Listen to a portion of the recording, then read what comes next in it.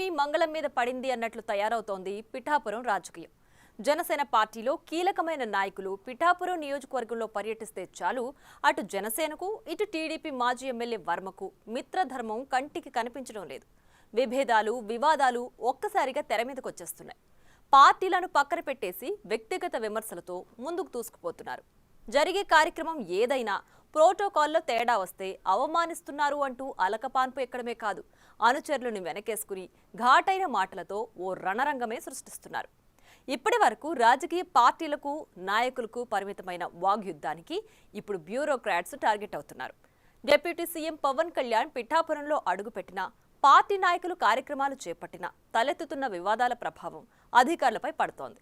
అసలు పిఠాపురం పాలిటిక్స్లో ఏం జరుగుతోంది?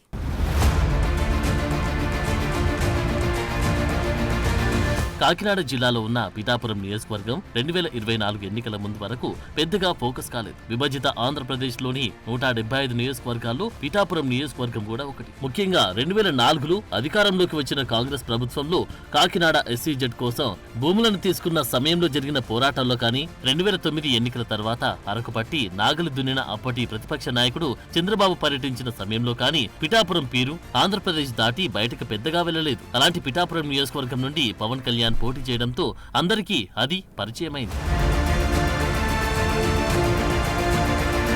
పవన్ కళ్యాణ్ అక్కడి నుంచి గెలిచి డిప్యూటీ సీఎం అవడంతో గడిచిన ఏడాదిగా అసలు పిఠాపురం ఎక్కడ ఉంది అంటూ గూగుల్లో సెర్చ్ చేస్తున్న వాళ్ళతో పాటు స్వయంగా వచ్చి చూసి వెళ్తున్న వాళ్ళు కూడా ఎక్కువ అవుతున్నారు. ఇప్పుడు అలాంటి పిఠాపురం తరచు గొడవలకు వేదిక అవుతుంది. ఆ గొడవలు రాజకీయ పార్టీలను దాటి నాయకుల వ్యక్తిగత జీవితాల్లోకి తొంగి చూసి ఇప్పుడు అధికార యంత్రాంగాన్ని టార్గెట్ చేసే స్థాయికి వెళ్లాయి. 2024 ఎన్నికలకు ముందు పొత్తులో భాగంగా పిఠాపురం నియోజకవర్గం నుంచి జనసేన అధ్యక్షుడు పవన్ కళ్యాణ్ పోటీ చేస్తారని ప్రకటన చేసిన తర్వాత పిఠాపురం నియోజకవర్గంలోని టీడీపీ క్యాడర్ అంతా ఆగ్రహావేశాలతో ఊగిపోయింది. టీడీపీ కార్యాలయాన్ని తగలబెట్టడమే కాదు, అప్పటి వరకు టీడీపీ ఇన్ఛార్జిగా ఉన్న వర్మను వెనుకేసుకుని వచ్చిన టీడీపీ అధిష్టానంపైనే తిరుగుబాటు చేసే స్థాయికి వెళ్లారు స్థానిక నాయకులు.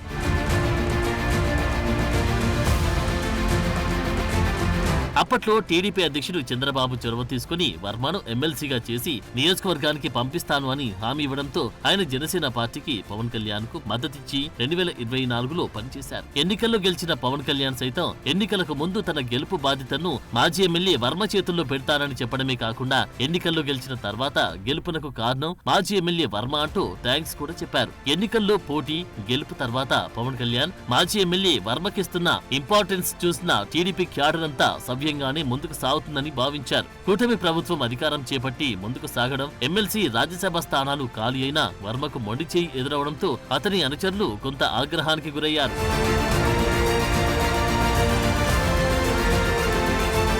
ఇంతలో అగ్నికి ఆజ్యం పోసినట్లు పిఠాపురంలో జరిగిన జనసేన పార్టీ ఆవిర్భావ సభలో ప్రస్తుతం ఎమ్మెల్సీ జనసేన పార్టీ ప్రధాన కార్యదర్శి నాగబాబుకి పవన్ కళ్యాణ్ గెలుపు అంశంపై చేసిన విమర్శలతో టీడీపీ మాజీ ఎమ్మెల్యే ఎస్వీఎస్ఎన్ వర్మ తీవ్ర స్థాయిలో స్పందించడం మొదలుపెట్టారు. ఒక వర్మే కాదు, అతని సపోర్టర్స్ కూడా జనసేన పార్టీ నాయకులు పిఠాపురం నియోజకవర్గంలో అధికార కార్యక్రమాలు చేపట్టి ఆందోళనలు చేయడంతో పాటు ప్రోటోకాల్ ను తెరమీదకి తీసుకొచ్చి తరచూ విభేదాలు క్రియేట్ చేస్తున్నారు. ముఖ్యంగా పవన్ కళ్యాణ్ గెలుపు తర్వాత పిఠాపురం నియోజకవర్గం టీడీపీ జనసేన మధ్య కొంత సమన్వయం కనిపించిన పిఠాపురం జనసేన ఆవిర్భావ సభలో నాగబాబు చేసిన వ్యాఖ్యల తర్వాత ఎమ్మెల్సీ హోదాలో తొలిసారి పిఠాపురం వచ్చిన నాగబాబుని టీడీపీ కార్యకర్తలు అడ్డుకోవడమే కాదు, ఒక రణరంగమే సృష్టించారు. మాజీ ఎమ్మెల్యే టీడీపీ పిఠాపురం నియోజకవర్గ ఇన్ఛార్జ్ వర్మకు ఇంపార్టెన్స్ ఇవ్వకపోవడంతో జై టీడీపీ జై వర్మ నినాదాలతో పిఠాపురం నియోజకవర్గంలో జనసేన పార్టీ కార్యక్రమాలు అడ్డుకునే ప్రయత్నం చేశారు. ఇలా తరచూ గొడవలు జరుగుతూ ఉండడంతో టీడీపీ జనసేన పార్టీల మధ్య, ముఖ్యంగా మాజీ ఎమ్మెల్యే వర్మకు జనసేన కార్యకర్తలకు మధ్య పరిస్థితి ఉప్పు నిప్పులా తయారైంది. దీంతో భవిష్యత్తులో కూటమిలో ఉన్న టీడీపీ జనసేన పార్టీల మధ్య విభేదాలు రావడానికి పిఠాపురం నియోజకవర్గమే కారణమవుతుందా అనే సందేహాలు కూడా వస్తున్నాయి.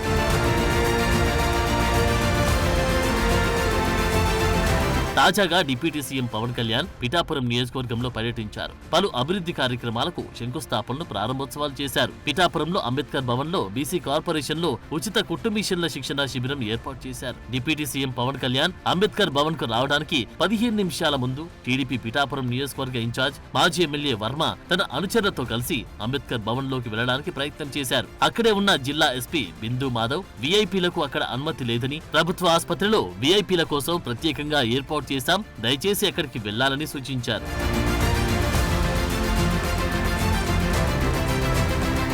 అంబేద్కర్ భవన్ లోకి వెళ్లకుండా జిల్లా ఎస్పీ అడ్డుకోవడంతో కోపానికి గురైన వర్మ పోలీసులపై, జిల్లా ఎస్పీ బిందు మాధవ్ పై ఆగ్రహం వ్యక్తం చేశారు. దాంతో వర్మని అంబేద్కర్ భవన్ ఎంట్రన్స్ దగ్గర ఉంచడానికి అనుమతించి కార్యకర్తలను బయటకు పంపే ప్రయత్నం చేశారు పోలీసులు. దీంతో మాజీ ఎమ్మెల్యే వర్మ కార్యక్రమానికి పిలవడం ఎందుకు, అవమానించడం ఎందుకని ఆగ్రహం వ్యక్తం చేయడంతో ఎస్పీ బిందు మాధవ్ ఆయన సముదాయించే ప్రయత్నం చేశారు. ఇంతలో అంబేద్కర్ భవన్ కి చేరుకున్న పవన్ కళ్యాణ్ మాజీ ఎమ్మెల్యే వర్మని చూడగానే పలకరించి తనతో పాటు లోపలికి తీసుకువెళ్లి రిబ్బన్ కట్ చేస్తూ వర్మను కూడా పక్కనే ఉంచి సముచిత స్థానం కల్పించడంతో పెద్దదవ్వాల్సిన వివాదం అక్కడితో సమస్య పోయింది.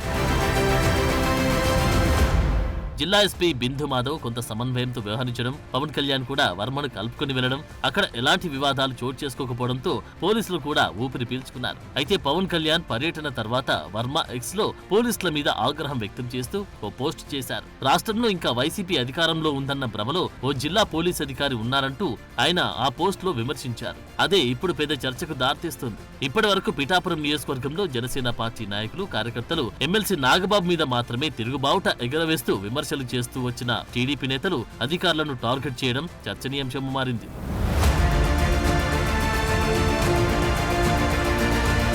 తెలుగుదేశం పార్టీ జెండా అంటే అంత చిన్న చూప, అయినా క్రమశిక్షణతో భరిస్తున్నామంటూ ఎక్స్ లో పోస్ట్ చేయడంతో ఇప్పుడిది వర్మ, జిల్లా ఎస్పీల మధ్య వివాదంగా మారినట్లు కనిపిస్తుంది. ఎవరు అధికారంలో ఉన్నా పోలీసులు తమ విధి నిర్వహణలో ముందుకు వెళ్లిపోతూ ఉంటారు. టీడీపీ కూటమి అధికారంలోకి వచ్చి 10 నెలలు గడుస్తూ ఉన్నా కూడా ఇంకా వైసీపీ వాసనలు పోలేదని, పోలీసు ఉన్నతాధికారి వైసీపీ ప్రభుత్వంలోనే ఉన్నట్లు వ్యవహరిస్తున్నారని వర్మ విమర్శలు చేయడంతో ఇప్పుడు జిల్లా పోలీసు యంత్రాంగం కూడా వర్మ వ్యాఖ్యలపై గుర్రుగా ఉందంట.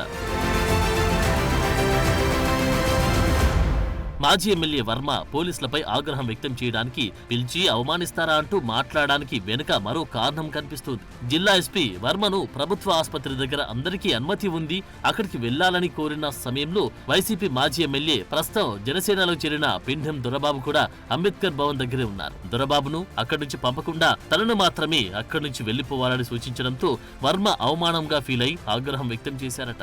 2024 ఎన్నికల ముందు వరకు వైసీపీ నాయకుడిగా ఉన్న పిండెం దొరబాబు ఇప్పుడు జనసేన పార్టీలో జాయిన్ అవ్వడం, నిన్నటి వరకు టీడీపీకి వ్యతిరేకంగా పనిచేసిన వ్యక్తి ఈ రోజు జనసేన పార్టీలో ముఖ్యమైన వాడిగా మారిపోవడం వర్మకు మింగుడు పాడడం లేదంట.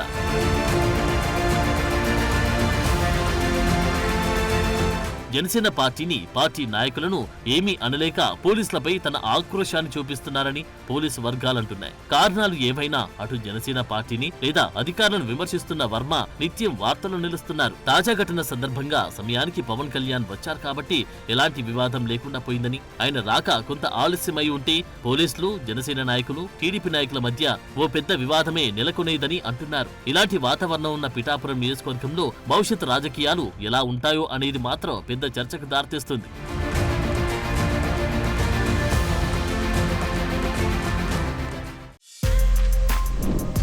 For more videos like this, subscribe Big TV channel.